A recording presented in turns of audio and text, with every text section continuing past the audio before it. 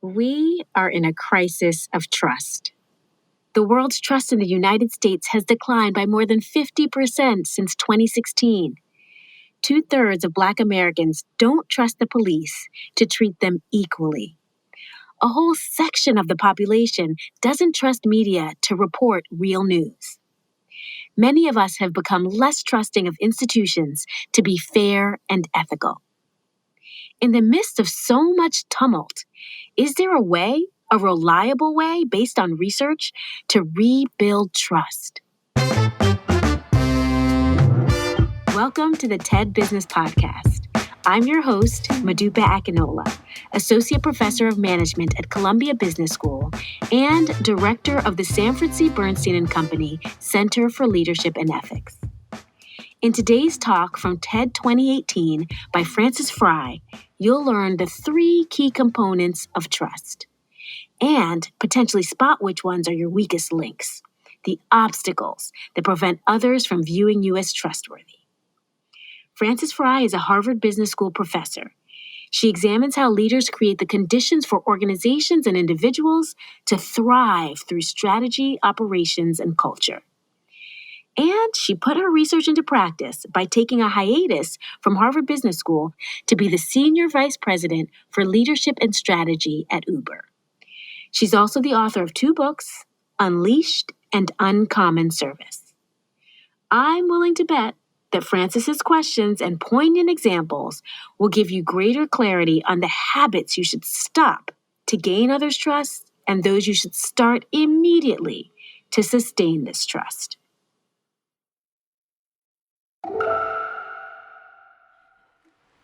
I want to talk to you about how to build and rebuild trust, because it's my belief that trust is the foundation for everything we do. And that if we can learn to trust one another more, we can have unprecedented human progress. But what if trust is broken? What if your CEO is caught on video disparaging an employee?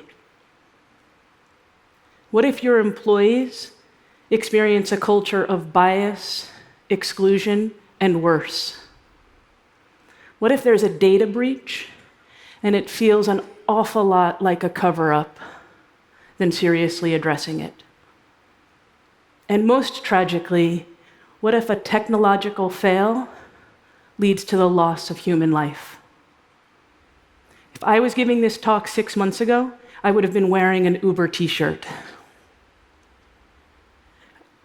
I'm a Harvard Business School professor, but I was super attracted to going to an organization that was metaphorically and perhaps quite literally on fire. I had read everything that was written in the newspaper, and that was precisely what drew me to the organization. This was an organization that had lost trust with every constituent that mattered. But there's a word about me that I should share. My favorite trait is redemption. I believe that there is a better version of us around every corner. And I have seen firsthand how organizations and communities and individuals change at breathtaking speed. I went to Uber with the hopes of a turnaround there could give license to the rest of us who might have narrower versions of their challenges. But when I got to Uber, I made a really big mistake. I publicly committed to wearing an Uber t-shirt every day until every other employee was wearing an Uber t-shirt. I had clearly not thought that through. It was 250 days of wearing an Uber t-shirt. Now I am liberated from that commitment as I am back at HBS, and what I'd like to do is share with you how far I have taken that liberty, which it's baby steps. But I would just say I'm on my way. Now, trust, if we're going to rebuild it, we have to understand its component parts. the component parts of trust are super well understood. There's 3 things about trust. If you sense that I am being authentic, you are much more likely to trust me. If you sense that I have real rigor in my logic, you are far more likely to trust me. And if you believe that my empathy is directed towards you, you are far more likely to trust me. When all 3 of these things are working, we have great trust. But if any one of these 3 gets shaky, if any one of these 3 wobbles, trust is threatened. Now, here's what I'd like to do. I want each of us to be able to engender more trust tomorrow, literally tomorrow, than we do today. And the way to do that is to understand where trust wobbles for ourselves and have a ready-made prescription to overcome it. So that's what I would like to do together. Would you give me some sense of whether or not you're here voluntarily? Yeah, okay, all right, awesome. Okay, so it's just super helpful feedback. So, the most common wobble is empathy. The most common wobble is that people just don't believe that we're mostly in it for them, and they believe that we're too self-distracted. And it's no wonder. We are all so busy with so many demands on our time, it's easy to crowd out the time and space that empathy requires. For Dylan to be Dylan, that takes real time. And for us, if we have too much to do, we may not have that time. But that puts us into a vicious cycle. Because without revealing empathy, it makes everything harder.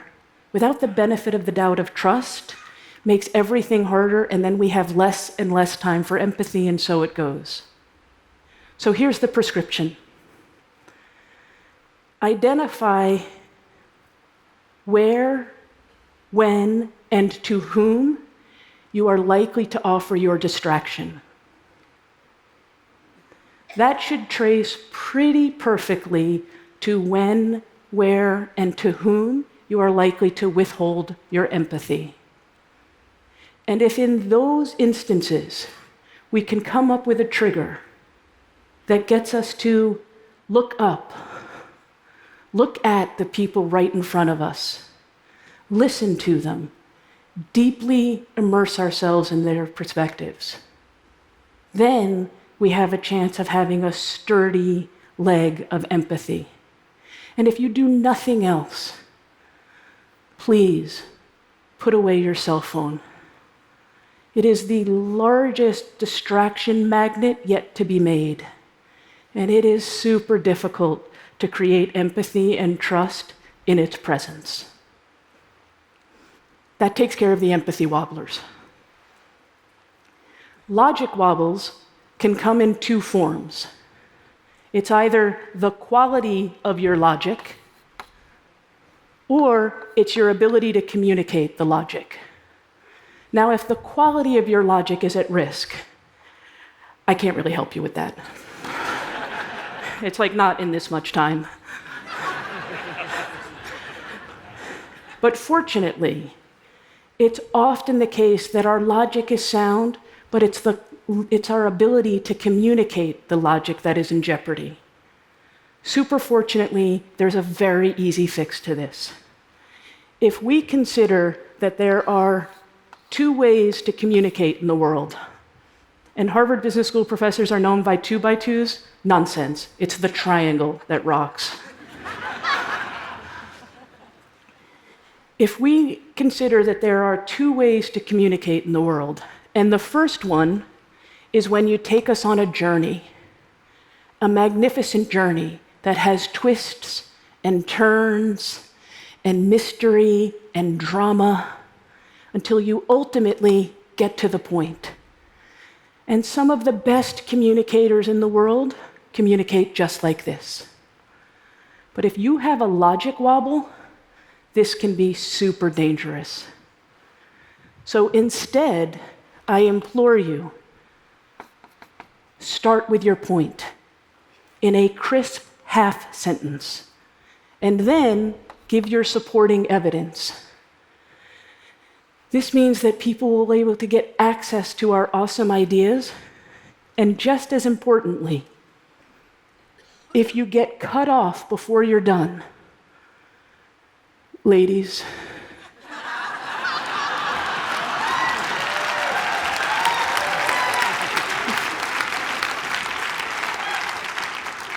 if you get cut off before you're done, you still get credit for the idea as opposed to someone else coming in and snatching it from you.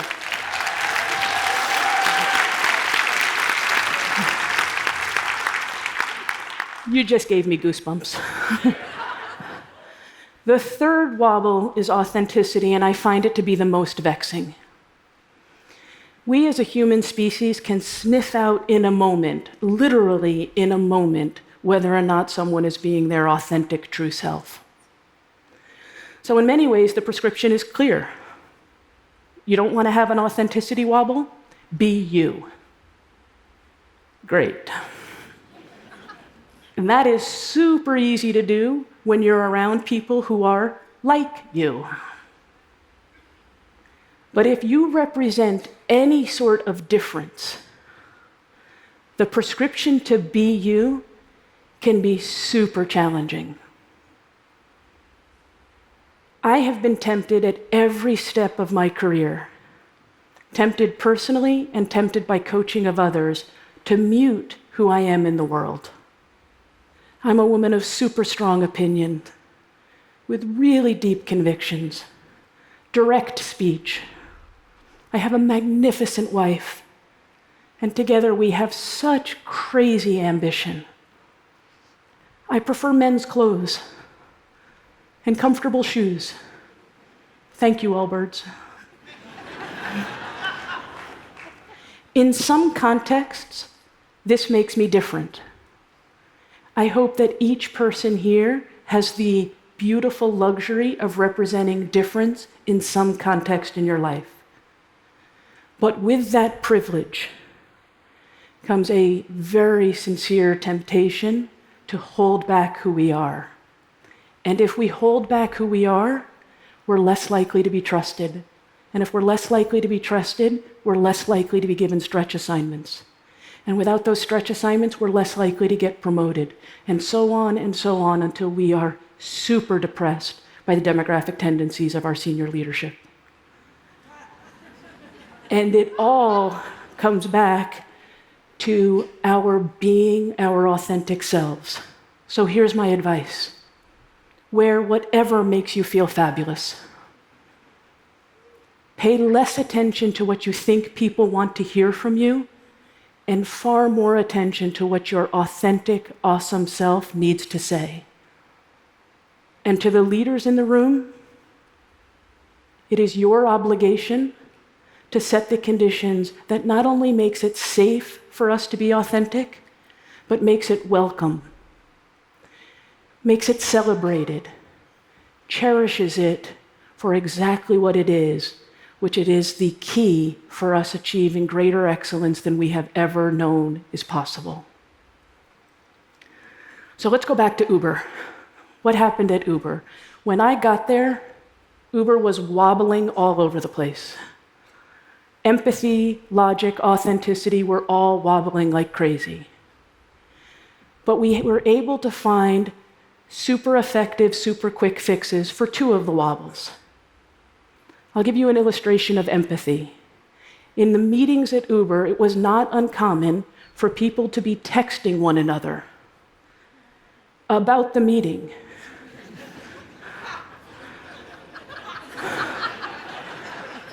I had never seen anything like it.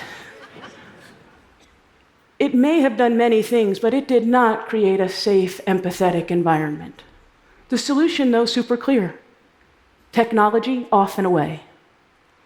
And that forced people to look up, to look at the people in front of them, to listen to them, to immerse themselves in their perspectives, and to collaborate in unprecedented ways. Logic was equally wobbly.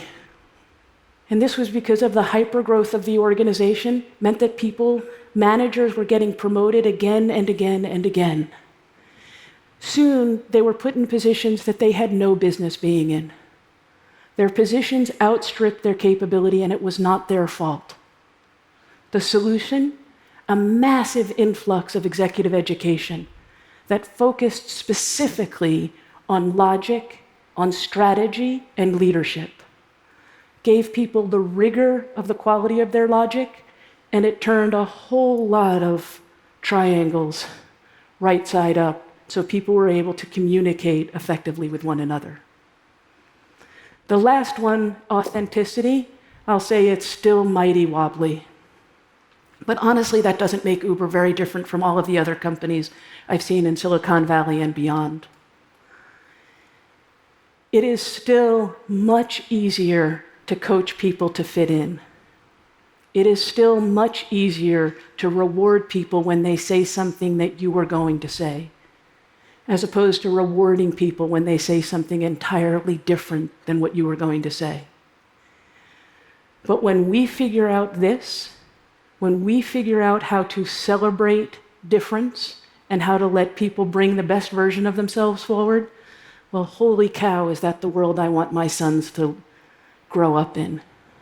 And with the collection of people here, it would be a privilege to lock arms with you and go ahead and rebuild trust in every corner of the globe.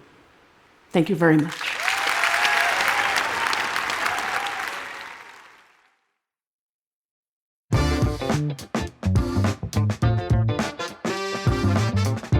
Frances Frei never ceases to amaze me with her wisdom. I had the opportunity to experience this wisdom on several occasions in her classroom when I was an MBA and PhD student at Harvard Business School. And honestly, what blows me away about her insights on building trust is that they demonstrate that she walks the talk. Being a student in her classroom can be terrifying because, as she said, she is a straight talker. However, the empathy and humor she displays when you might have gotten something incorrect, the quality of logic she pushes you to communicate, and her modeling of authenticity creates a safe environment where you can be you. It's powerful. But what's especially powerful about this talk for me is that Frances implores us to, quote, pay less attention to what you think people want to hear from you and far more attention to what your authentic, awesome self needs to say. How do we do that? I'm going to take this opportunity to try. What my authentic self needs to share on this subject are tips to people who don't look like me about how to allow people who do look like me to be our authentic selves in organizational environments where we are numerical minorities. The whole diversity, equity, and inclusion movement among companies right now can only succeed if it's built on trust. And historically marginalized workers can only really trust their organizations if they can be authentic. So if you want to build real trust for everyone on your team, here are my thoughts. As an African American child of immigrants, I have been in predominantly white environments my entire life. This includes the private all-girls school I attended in New York City, college, the strategy consulting firm and investment bank I worked in, the MBA and PhD classrooms at Harvard Business School, and the halls of Columbia Business School, where I'm currently a professor. All my life, I've been the only Black person or one of a handful in each of these environments. The raisin and the sparse oatmeal raisin cookie, as my friends and I sometimes joke. All my life, I've had to engage in some degree of self-censorship, of being inauthentic, of, quote, covering, as Irving Goffman coined the term, which was elaborated on by law professor Kenji Yoshino at NYU. Covering is defined as downplaying aspects of our identity that make us different from mainstream society. Yoshino and Deloitte University did a study of over 3,000 workers, which included a mix of ages, races, ethnicities, genders, and orientations. And these were people from multiple organizations and all levels within their organization. and they found that most people cover in some way or another. There's appearance-based covering, like dyeing your hair, or as Frances mentioned, wearing uncomfortable clothes or shoes. There's advocacy-based covering, such as not sharing your political affiliation out of fear of offending others. There's affiliation-based covering, not exhibiting behaviors associated with a negatively stereotyped identity, such as a woman maybe avoiding discussions about being a mother out of fear of signaling less commitment to her work. And there's association-based covering, avoiding interacting with certain groups so you're not thought of as too X or too Y. In my case, sometimes as too Black. What brings me so much joy about Frances's talk is that it encourages us to abandon the multiple ways in which we cover and instead to share our full selves with others in the workplace. But that's so much easier said than done, because counter to the narrative Frances highlights, I am living proof that many of us have gotten promoted, have gotten mentored, have made it through the ranks by downplaying many aspects of ourselves. For instance, my friends and I have downplayed that we grew up in poor neighborhoods, which is why I insist on living in the same neighborhood I grew up in so that I can be an example of what is possible. That neighborhood is Harlem. And there are still times, despite how gentrified Harlem is, where I don't immediately share where I live so people don't jump to conclusions. Why are all the Black kids sitting together at the cafeteria? That's the title of Beverly Tatum's book on conversations about race. But let me tell you, it's because in environments where you're in the numerical minority, the cafeteria may be the only place where the handful of you can get together and share the realities of your neighborhood, where you can be your authentic selves.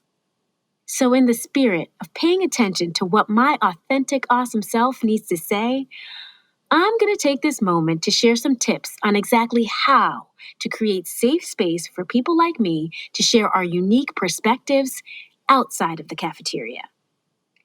These days, so many organizations I advise and to which I belong are interested in better understanding how to increase the representation of Black people at all hierarchical levels.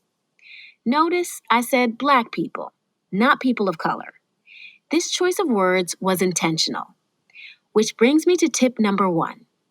When discussing increasing the representation of Black people in your organization, please resist the urge in the moment to expand the conversation beyond Blacks. You might ask, what about other groups of color? What about women? What about those with disabilities, LGBTQ, other categories? Yes, you should absolutely care about and take action on discrimination that affects these groups. But don't lump all groups together and risk missing the specificity of each experience and the particular power of anti-Black racism in America. Because that would be an empathy wobble, a distraction that can signal you don't fully understand the depth of systemic racism and the unique impact it has had on Blacks in America. And as Frances mentions, empathy wobbles hinder trust building and make people who look like me want to recoil back into being our inauthentic selves. Tip number 2, share your appreciation. If you feel that warm glow we all experience when witnessing someone reveal their authentic self, please don't hesitate to share your appreciation for this authenticity with people who look like me or anyone for that matter. Let them know how what they said impacted you. It might have moved you. Tell them how. It might have prompted you to think differently. Share what you learned. And for the third and final tip, don't stop at just adding one more Black person to your senior ranks. So many companies have now committed to increasing the number of Blacks in the C-suite. And in case you didn't know, there are only a handful of Black CEOs of Fortune 500 companies. And shall we say, the gender diversity is sorely lacking. Blacks make up only 1% of Fortune 500 CEOs, despite comprising 13.4% of the population. So what does this all mean? As you work toward recruiting more Black people, beware of a phenomenon my collaborators Edward Chang, Katie Milkman, Dolly Chug, and I refer to as toucanism. In our work, we found that as organizations have sought to transcend tokenism, as in having a single underrepresented person to demonstrate diversity, they have converged on a similar bias of having precisely two underrepresented individuals in coveted positions. We see this in the representation of women on corporate boards. So while adding one more Black person to a company's senior ranks is a step in the right direction, stopping there would demonstrate some pretty wobbly logic, making people who care deeply about dismantling systemic racism less trusting of your organization.